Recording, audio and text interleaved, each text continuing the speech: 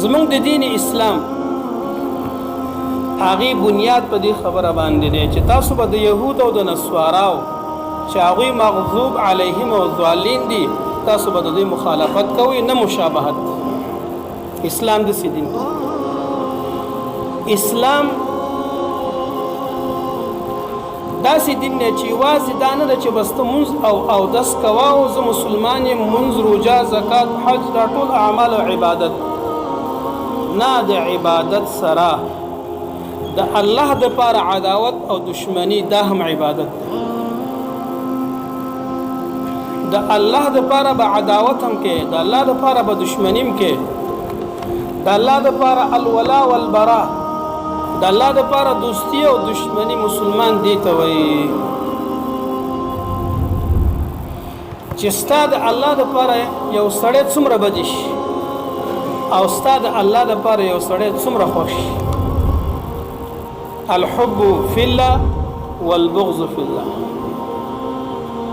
الحب لله والبغض في الله. د الله د پاره دوستی او د الله د پاره دشمنی. الولا والبراء چې دا د دین اسلام یو اهم مستحکم او مضبوط جز دی د دین اسلام. کوم سړی چې د الله دشمن دی نو دغه د الله د دشمن سره به ته دشمنی کې اله به ته مؤمن ګرځې. لا تجد قوما يؤمنون بالله ورسوله يوادون من حاد الله ورسوله.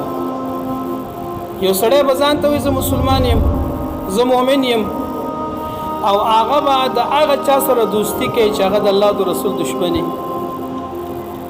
اگر کو د دې پلار وي اگر کو د دې ورور وي اگر کو د دې بیبيانی کو د دې اولادونه وي خو چې یو سړی ځان ته مؤمن وایي نو دومره زغ او دومره یو دغه به ورپکې وي چې کافر د الله دشمنان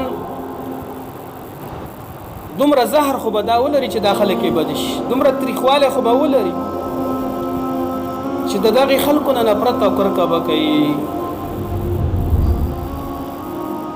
او کو چیرته دا نه کوي نو د ایمان یو غټه ستن هغه تا غرزولې د خپل د ایمان نه. اصحاب الكهف وګوره ابراهیم علیه السلام وګوره چې هغه د الله د دشمنانو سره دشمنی کړې ده. اصحاب الكهف یو څو کسان دي خپل د خوشحالي او د آرام او د سوکاله جون د الله د دین په خاطر باندې قوم او قبیله پرې خوسته هجرت وکړه. څه لپاره؟ د الله لپاره. ابراهیم علیه السلام خپل کور کله مور او پلار ارسه پرې خوده. ان براء منکم موږ د تاسو سره براءت او بیکاټ دی. موږ د تاسو نه او تاسو د معبودانو نه یوازې دین او اسلام دې ته نه وایي چې یو سړی د صرف اوږدې رکوګانې او سجدې کوي روژې او عبادتونه او منځونه دې کوي خو کافر د سره د دې دشمني نه وي د الله دشمنان دې د دې بدې نه شي د الله د دوستانو سره د دې دوستي نه وي نو دا ایمان دا نیمګړی ایمان دی.